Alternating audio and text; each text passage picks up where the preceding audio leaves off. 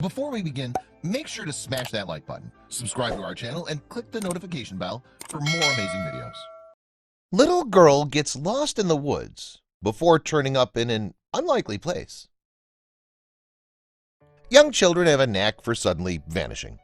1 second you're laying out a blanket for a picnic, and the next your toddler's running away to chase a leaf. And when 2-year-old Gabriella Vitale and some of her relatives visited the woods in Oscoda County, Michigan, she disappeared. Police officers and other officials searched the area but couldn't find Gabriella, even as night fell. Then, against the odds, she turned up in the most unlikely place.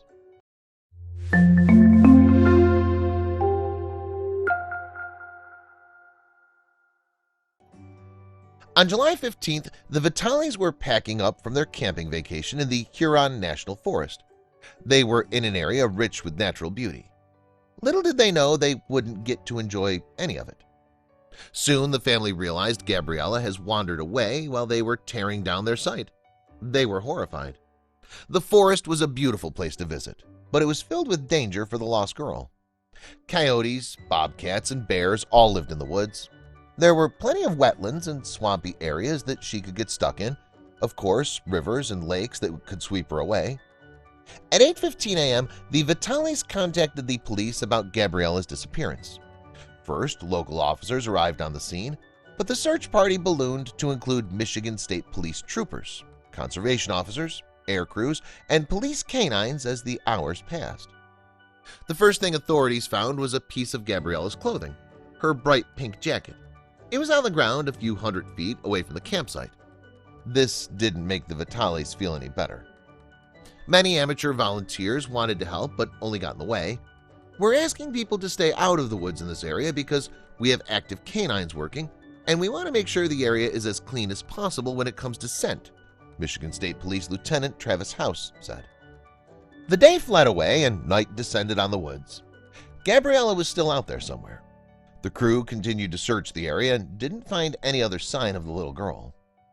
Overnight, the temperature remained unseasonably warm for Gabriella. She was only in 72-degree Fahrenheit conditions instead of the normal 56 degrees. Even still, she was a toddler alone in the woods. There was no telling what kind of condition she'd be in once they found her.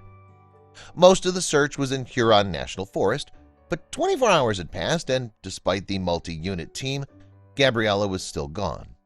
These authorities wouldn't be the group to save her.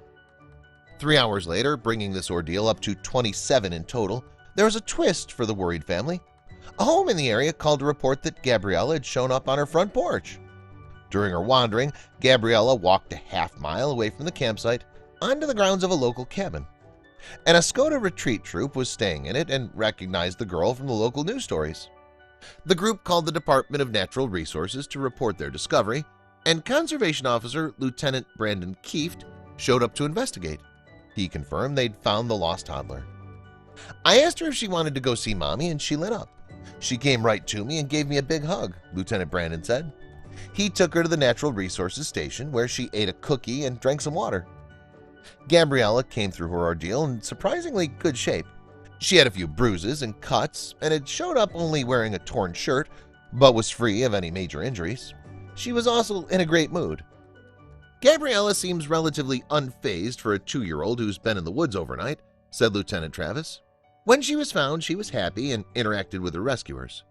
Gabriella seems to have gone on an adventure through the woods.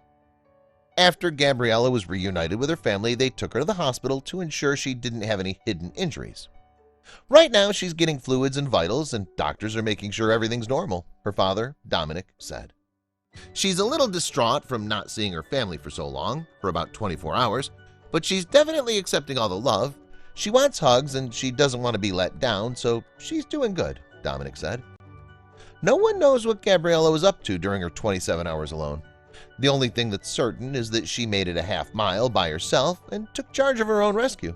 Regardless, she really was a lucky girl. She's only 2 and not overly verbal, so exactly what she experienced might be a mystery, Lieutenant Travis said. No matter what kind of adventure Gabriella had, her family is grateful to have her back. We would like to express our thanks to God for keeping our sweet Gabriella safe, Gabriella's mother said in a statement. Thank you to the countless public safety officers, first responders, and those that helped locate our girl. Surprised as they were, authorities told Gabriella's family that they've seen almost this exact situation happen before. Please share this with your friends and family.